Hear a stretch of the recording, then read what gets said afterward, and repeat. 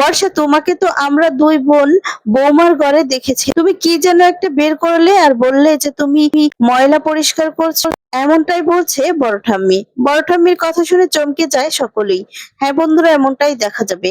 বিস্তারিত জানতে ভিডিওটিতে লাইক দিয়ে চ্যানেলটি সাবস্ক্রাইব করে দেখতে থাকুন। আমাদের এই চ্যানেলের নতুন দর্শক হয়ে থাকলে এক্ষুনি সাবস্ক্রাইব করুন। আশা বলছে, কেন মামুনি চুপ করতে বলছো কেন আমায়? তখন বলে, না বুঝতে পারছি তোমার মনের মধ্যে এখন কি ঝড় চলছে, সেটা সবটাই বুঝতে পারছি। তুমি বা এখন চুপ করে থাকতে যাবে কেন? তোমার তো এখন ভালো দিন, তাই না? আর কি বা আশা করতে পারি তোমার কাছ থেকে? বর্ষা তখন এ কথা শুনে ভয় পেয়ে যায়।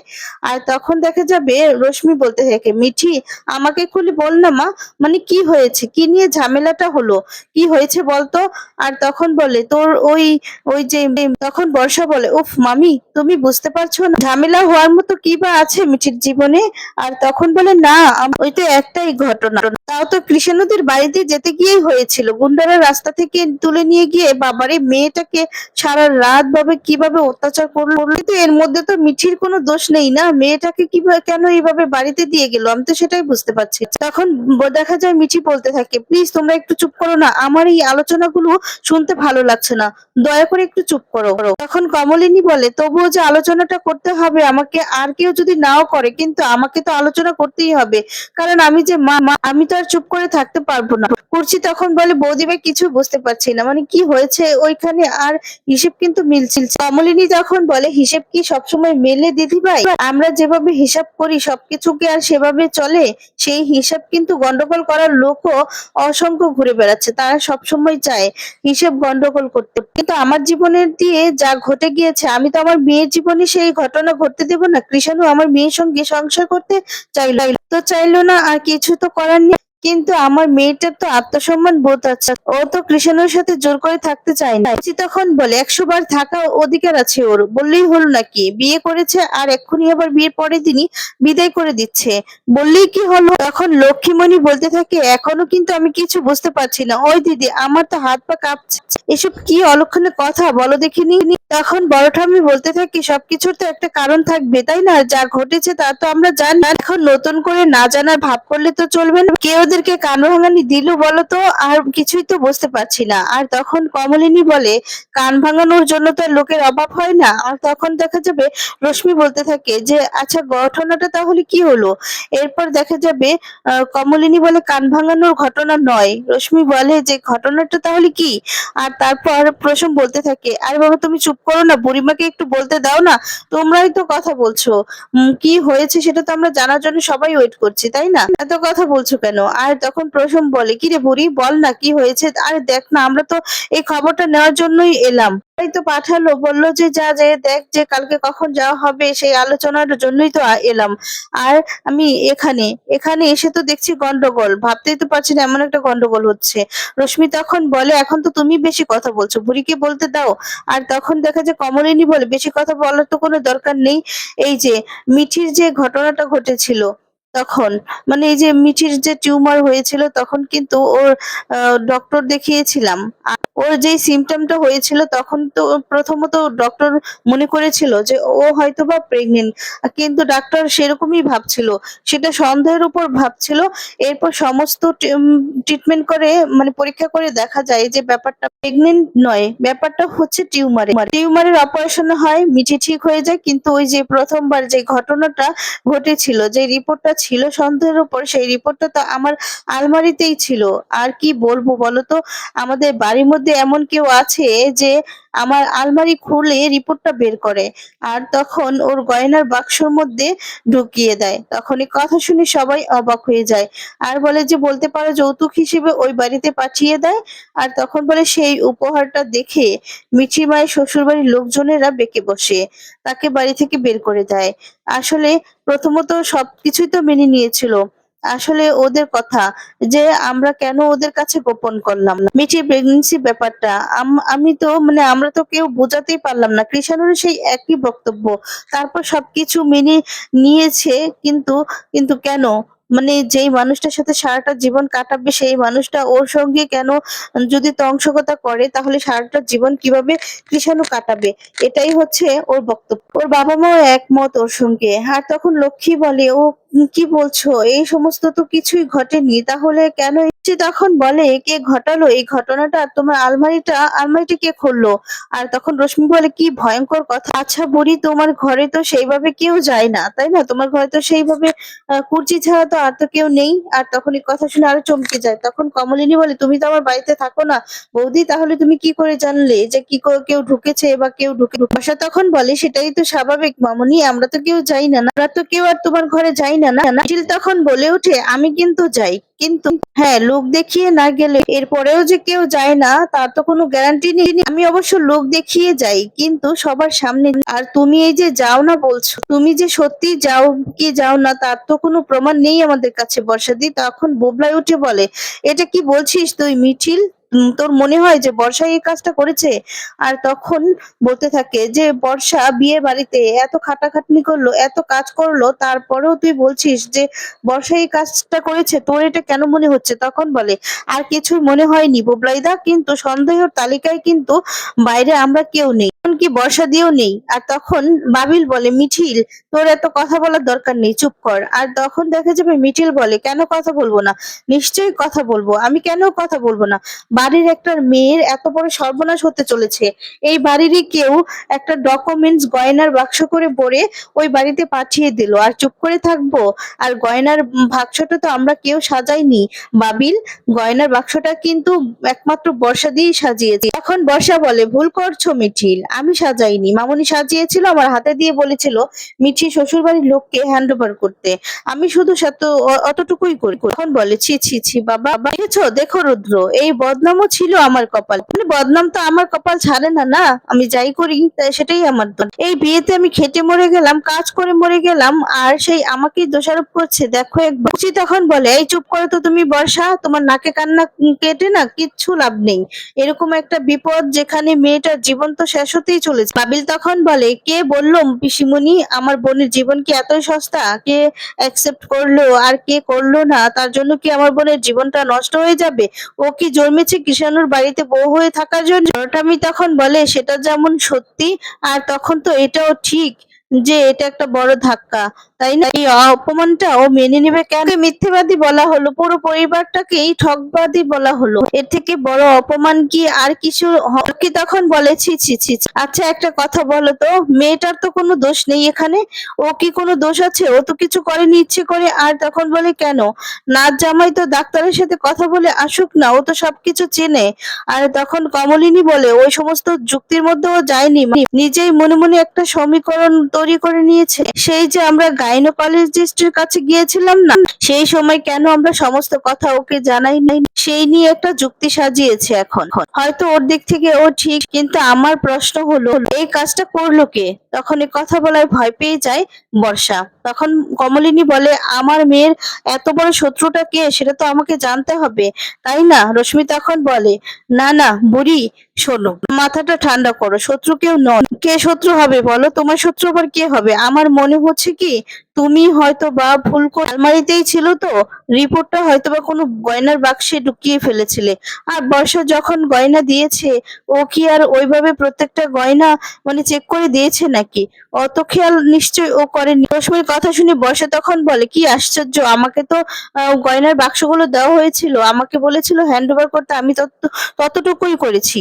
আর তার কমলিনী বলে, "বৌদি, আমি খুব ভালো করেই জানি গয়নার বাক্সের মধ্যে ওইরকম একটা মেডিকেল ডকুমেন্ট কিছুতেই থাকতে পারে না, ওইগুলো তো গুছিয়ে আমি রাখি, গয়নাগুলো আমার আলমারিতেই রাখা ছিল, অন্য একটা জায়গায় রাখা ছিল, আর সেটা সকলেই জানে।" রশ্মি তখন বলে, "হ্যাঁ রে বুড়ি, গয়নাগুলো কোথায় রাখা ছিল?" তখন বলে, "গয়নাগুলো আলমারিতেই রাখা ছিল, কিন্তু অন্য জায়গায় রাখা ছিল।" তখন রশ্মি বলে, "দেখো বুড়ি, একটাই তো আলমারি, আর একটা আলমারিতে কত জায়গায় বা থাকবে বলো? আমার মনে হচ্ছে যে তুমি হয়তোবা মনে বলে ভুল করে, দেখো তোমার তো মন মেজাজ একটুখানি মিঠির বিয়ের জন্য অন্যমনস্ক তুমি ছিলে, তোমার মনটা খারাপ ছিল, হয়তোবা ভুলে তুমি কোনো গয়নার বাক্স ওইভাবে তখন কমলিনী রেগে গিয়ে বলতে থাকে, তোমার কি মনে হয় বৌদি আমার মেয়ের জীবনে এত বড় সর্বনাশটা আমি নিজেই ডেকে এনেছি? এটাই বলতে চাইছো যে ওর জীবনে এই সর্বনাশের জন্য আমি দায়ী, আমি ওর সংসারটা ভেঙেছি? তখন রশ্মি বলে, না বুড়ি, আমি কিছুই বলতে চাইছি না। আসলে তুমি তো বারবার ভাবছো যে কি করে হলো, কি করে হলো, তুমি তো তাই ভাবছো তাই না? তাই আমি বলছি যে এটা হতে পারে আর কি। আর তখন কমলিনী বলে, কে খুলেছে আমি জানি না, কিন্তু কে খুলেছে সেটা আমি জানতে চাই। তখন বলে, এসব কথা ছেড়ে দাও মা। তখন কমলিনী বলে যে সব কথা ছেড়ে দেওয়া যায় না মা, তুমি হয়তোবা সেই বাড়িতেই আর গেলে না, আর যাবে না হয়তোবা। আর আমি চাইও না যে তুমি ওই বাড়িতে যাও। হ্যাঁ, তোমাকে ওই বাড়িতে যেতে হবে না। যেই বাড়ি তোমাকে এত অবিশ্বাস করেছে, এত অপমান করেছে, সেই বাড়িতে তোমার যাওয়ার কোনো মানেই হয়। তবে হ্যাঁ, যেদিন ও নিজের ভুল বুঝতে পারে, তোমাকে নিয়ে যেতে আসে, নিজের অন্যায়টা বুঝতে পারে, স্বীকার করে, তাহলে অন্য কথা। কিন্তু এটাও সত্যি জানিস তো মা, বিশ্বাস যদি একবার ভেঙে যায় না, বারবার সেই বিশ্বাসটা কিন্তু ফিরে ফিরে আসে না। বিশ্বাস আর জোড়াও লাগে না। আর তখন বলে, সে যা হবে দেখা যাবে। কিন্তু এখন তো এটা ভাবতে হবে যে ও এত বড় সর্বনাশটা কে করলো, সে তো এই বাড়িতেই আছে, বাইরের লোক তো এসে আমার আলমারিটা খুলেনি। আর তখন দেখা যাবে। আহ এদিকে বর্ষার কথা শুনে বলতে থাকে, মামুনি তুমি যদি আমার কথাটা বলেই থাকো, তাহলে পিসিমণিও তো তোমার ঘরে যায় তাই না? যায় তো, বলো তোমার আলমারিটা খোলে। তখন কুর্চি বলে, কি বলতে চাইছো তুমি বর্ষা, আমাকে সন্দেহ করছো নাকি? আর তখন বলে, তোমরা যদি আমাকে সন্দেহ করতে পারো, তাহলে তো আমি মানে সন্দেহ করতেই পারি তাই না? তখন কুচি বলে, একদম বাজে কথা বলো না, ঠিক আছে? তোমাকে সন্দেহ করে, মানে সন্দেহ করার না যথেষ্ট কারণ আছে, কারণ তুমি এমন এমন কাজ করেছো যে তোমাকে সন্দেহ করা যায়। আর তুমি আমাকে বলছো তোমার মতো না, আমার কোনো কীর্তিকলাপ নেই। কি স্বার্থ আমার যে মিঠির এত বড় একটা আমি সর্বনাশ করব? তখন বর্ষা বলে, তাহলে তুমি বলে দাও আমার কি স্বার্থ? আর তখন বলে, তোমার স্বার্থ তো আছেই, তুমি তো চিরকাল এরকমই কাজ করেছো, তুমি তো চাও না যে আমাদের মিঠি একটু সুখী হোক। এখন তো দেখেছো আমার মিঠির দুর্ঘটনা, এত বড় একটা দুর্ঘটনা ঘটে যাওয়ার পরেও ওর জীবনে এমন একটা মানুষ এসেছে, ভালো একটা শ্বশুর বাড়ি পেয়েছে, আর ভালো একটা বর পেয়েছে, তোমার তো সহ্য হচ্ছিল, তোমার তো ভেতর ভেতরে হিংসেটুকুই ছিল। আমি তো শুধু একা জানি না, এখানে যারা উপস্থিত সকলেই জানে আমার ভেতরে শুধু হিংসে। কি বুবলাই জানে না নাকি? কি বুবলাই বল, একটু আগেই তো প্রশংসা করছিলি তোর বিয়ে, মানে তোর বউ নাকি বিয়ে তো অনেক খাটাখাটি করছে, তার মানে তো এই নয় যে ও এই কাজটা করতে পারে না। তখন বুবলাই বলে, শোনো পিসুমণি, বর্ষা যদি এই কাজটা করে থাকে, আর বর্ষা আমি যদি জানতে পারি যে তুমি এই কাজটা করেছো, তাহলে পিসিমণি তোমাকে আমি কথা দিচ্ছি, মিঠির জীবনে ঠিক যা ঘটেছে বর্ষার জীবনেও ঠিক তাই ঘটবে। বর্ষা তখন অবাক হয়ে যায়, আর বলে, বর্ষা আমার সাথে থাকবে না, বর্ষাকে এই বাড়ি থেকে বের করে দিব। আর তখন বলতে থাকে, কিন্তু প্রমাণটা কোথায়, প্রমাণটা কি করে করবে? তখন দেখা যাবে কমলিনী বলতে থাকে, প্রমাণটা আমি কি করে করব জানি না বুবলাই। আর তখন বলে, আমার সঙ্গে উপরওয়ালা আছে, তবে তুই এই কথাটা কিন্তু এখানে যে দাঁড়িয়ে বললি সে কথাটা যেন মনে থাকে, আমি তো প্রমাণ করেই ছাড়বো। আর তখন এই কথা শুনে বর্ষা ভয় পেয়ে যায়। এরপর বলে, এতদিন তুই ওকে দূর দূর করে সরিয়ে দিয়েছিলি, আর আমরা চেয়েছিলাম যে ওকে কাছে টেনে নেওয়া, ওকে কাছে টেনে আনার জন্য, কিন্তু এখন এটা যদি প্রমাণিত হয়, তাহলে কিন্তু ঠিক উল্টোটা হবে। আমরা আর কখনো এটা চাবো না, আমরা কিছুতেই ওকে এই বাড়িতে মেনে নেব না। আর তখন বলে, আমি এখন চাইবো যে ও ওর কাজের জন্য শাস্তি পাক, ওর কোনো অধিকারই নেই এই বাড়িতে থাকার। আমার মেয়েটাকে যেমন সংসার থেকে দূরে সরিয়ে আনতে পেরেছে, ওকেও যেন সেরকম ভাবে এই সংসার থেকে দূরে চলে যেতে হয়। তখন মিঠি বলে, কি লাভ হলো বর্ষা দিয়ে এসব করে, কি লাভ হলো?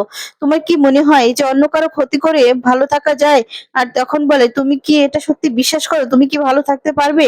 তখন বর্ষা বুবলাকে ধরে বলতে থাকে, কি গো, সবাই তো এটা বলছে, সবাই আমাকে ভুল বুঝছে, তুমি আমাকে বিশ্বাস করো? তুমি কি আমাকে ভুল বুঝবে? তুমি তো বিশ্বাস করতে পারো না যে আমি এই কাজটা করতে পারি। কিছু বলছো না কেন? উত্তর দাও সবাইকে, তুমি তো অন্তত আমাকে কিছু বলো। আমি তো তোমার স্ত্রী, তোমার ধর্ম তোমার স্ত্রীকে বাঁচানো তাই না? তখন রশ্মি বলে, বুবলাই তুমি প্রমাণ ছাড়া কিছু বলতে পারো না, বর্ষাকে তুমি কেন দোষারোপ করছো? দেখো মিঠির জীবনে যেটা ঘটেছে সেটা অন্তত মানে দুর্ঘটনাজনক, কিন্তু বর্ষার সাথে যেটা হচ্ছে সেটাও কিন্তু ঠিক কথা নয়। ওকে সবাই মিলে একঘরে করছে কেন? আর তখন দেখা যাবে বলতে থাকে, দেখো মিঠিলে তো এই বাড়ির বউ, মিঠিলে তো ওই ঘরে যায়, কিন্তু মিঠি তো মানে মিঠিলকে তো কেউ বলছে না, তাহলে বর্ষাকে কেন দোষারোপ করছে? আর তখন দেখা যাবে মিঠিল বলে, এই প্রশ্নটা নিজেকেই করো মামি, যে সবাই সবাই বর্ষাদিকে কেন দোষারোপ করছে, আমাকে কেন দোষারোপ করছে না? আর তার জন্য কিন্তু যথেষ্ট কারণ আমার তো আলাদা করে কোনো ডানা নেই যে আলাদা করে ডানা আছে তার জন্য আমাকে বলা যায় বর্ষাদিকে বলা যায় না, সেটা তো নয়। আর তখন বলে এখানে যারা উপস্থিত আছে সকলেই জানে আর সবাই এটা বিশ্বাসই করে যে এই কাজটা বর্ষাদের পক্ষেই সম্ভব করা। আর তখন বলে আমি কখনো মিঠির সর্বনাশের কথা তো ভাবতেই পারি না, মিঠিকে তো আমার বোনের থেকেও বেশি ভালোবাসি, মিঠির এরকম সর্বনাশ করার কথা আমি কখনো ভাবতেই পারি না, আমার কি লাভ এটা করে? তখন বলে যে হ্যাঁ বর্ষাদির বরঞ্চ লাভ আছে। তখন বর্ষা বলে কি লাভ আছে আমার, আমাকে যে এসব কথা বলছো আমার কি লাভ বলো? আর তখন বলে নিশ্চয়ই তোমার লাভ আছে, কারণ তুমি এইবারে কারোরই ভালো চাও, তুমি মিঠির উপর প্রতিশোধ নিতে চেয়েছিলে, তুমি হয়তোবা ভেবেছিলে যে মিঠির উপর তুমি প্রতিশোধ নিলে কাকিমার উপর প্রতিশোধটা নেওয়া হয়ে যায়, তুমি আসলে এক ঢিলে দুই পাখি মারার চেষ্টা করেছিলে। আর তখন বলে তুমি এটাও ভেবেছিলে যে তুমি হয়তোবা আর ধরা পড়বে না, কিন্তু এই বাড়িতে যারা উপস্থিত আছে না সবাই কিন্তু মানসিকভাবে এটা জানে যে তুমি কতটা নোংরা কাজ করতে পারো, এই কাজটা একমাত্র তুমিই করতে পারো, তোমার পক্ষেই সম্ভব। আর তখন বলে আমাদের সামনে মানে আমাদের কাছে তো কোনো প্রমাণ নেই, ডকুমেন্টস নেই। তখন বলে দেখো তোমাদের সাথে আমার শত্রুতামি আছে, তোমরা আমাকে অনেক কথাই বলো, ঠিক আছে, তোমরা যে বলবে সেইগুলো আমাকে মেনে নিতে হবে এটাও নয়। তখন দেখা যাবে এমন মোডে বলতে থাকে কুচি, তখন বলে দেখ দেখ দেখ, সাথে সাথেই মোডটা একদম অন্যরকম হয়ে গেছে, আসল রূপ ধরা পড়েছে। আর তখন বলে হ্যাঁ তোমরা যদি আমাকে বলতে পারো তাহলে আমি কি বসে থাকবো নাকি, আমি কিছু বলবো না? তখন বলে বাধ্য হলাম পিসিমণি, কি করব বলো, তোমরা সবাই মিলে যদি আমাকে একঘরে করো তাহলে তো আমাকে কথা বলতেই হয়, কথা বলা ছাড়া তো আমি থাকতে পারবো না, আমি তো চুপ করে থাকবো সেটা তো হতে পারে না, তাই না? তাহলে তো তোমরা সবাই মিলে আমার মাথায় চড়ে বসবে। এখন আমি যদি বলি তোমরা সবাই মিলে এই সংসার থেকে প্ল্যান করে আমাকে বের করার চেষ্টা করছো তাহলে? আর তখন কমলিনী দাঁড়িয়ে পড়ে আর বলে তুমি কি ভেবেছো নিজেই নিজের সংসার মানে মেয়ের সংসারটা ভাঙবো, নিজের নাক কেটে অন্যের যাত্রা করব, তাই বলার চেষ্টা করছো তো? তখন বুবলাই বলে বর্ষা তুমি সত্যি কথা বলো, তুমি যদি ভুল করে এই কাজটা করে থাকো তাহলে প্লিজ তুমি সেটা স্বীকার করো। তখন হেসে দিয়ে বলতে থাকে, কি হলো বুবলাই, তোমার সত্যি মনে হয় যে এই কাজটা আমি করেছি? তোমার সত্যি মনে হয় মিঠি তো আমার বোনের মতো, এর জন্য আমি যার বিয়েতে এতটা এক্সাইটেড, আর আমি তার বিয়েতে মানে আমি দিন রাত খেটেছি, দুই চোখের পাতা এক করতে পারিনি, আর আমি ওর ক্ষতি করব? এটা ভাবার আগে আমার মৃত্যু কেন হলো? আমি বাধ্য হচ্ছি। আর তখন বুবলাই বুবলাই চুপ করে দাঁড়িয়ে থাকে। বাবিল তখন বলে এই সমস্ত নাটক করে কোনো লাভ হবে না, এই কাজটা তুমিই করেছো, তুমি ছাড়া আর কেউ করেনি, কারণ এটা আমরা সবাই জানি যে তুমি এবারে ক্ষতি। প্রসম তখন বলতে থাকে ছি ছি ছি, এরকম একটা মেয়েটার এরকম একটা সর্বনাশ করলে। রশ্মি তখন বলে তুমি না জেনে কথা বলছো কেন? তখন প্রসম বলে কিছু জানার জন্য বাড়িতে থাকতে হয় না কাউকে দোষী করার জন্য, বুঝতে পেরেছো? আর পুরনো তথ্য পুরনো ডকুমেন্টস সমস্ত কিছু দেখলে আর জানলে না এটা বোঝা যায়। তখন দেখা যাবে বর্ষা বলতে থাকে তুমি আমাকে এ কথা বলছো মামু? আর তখন প্রসম বলে আমি বলতে বাধ্য হচ্ছি। আচ্ছা বর্ষা তুমি যে মিঠির এত বড় ক্ষতি করলে তোমার কি এখন ভালো হবে বলো? তোমার ভালো হবে? তোমার উপরওয়ালা ঠিকই বদলা নেবে, তখন তুমি কি করবে? তখন তো তোমার কিছু করা ঠিক বিচার হবে। তখন বর্ষা চুপ করে দাঁড়িয়ে থাকে আর কোনো কথাই বলে না। এরপর বর্ষা তো ভয় ভয়, অন্যদিকে দেখা যাবে বড় ঠাম্মির মনে পড়ে যায়। বড় ঠাম্মি বলতে থাকে আমার এখন স্পষ্ট করে মনে আছে, লক্ষ্মী তোর মনে আছে তো সেদিন বৌমারা নতুনের সঙ্গে অনুষ্ঠানে গিয়েছিল, সেদিন কিন্তু বর্ষা বৌমার ঘরে গিয়েছিল আর কিছু একটা পেপার নিয়েছিল আর বলেছিল যে ময়লা পরিষ্কার করবো, কিন্তু এই কথা বলে সবার কাছেই পরিষ্কার হয়ে যায় এই কাজটা বর্ষাই করেছে।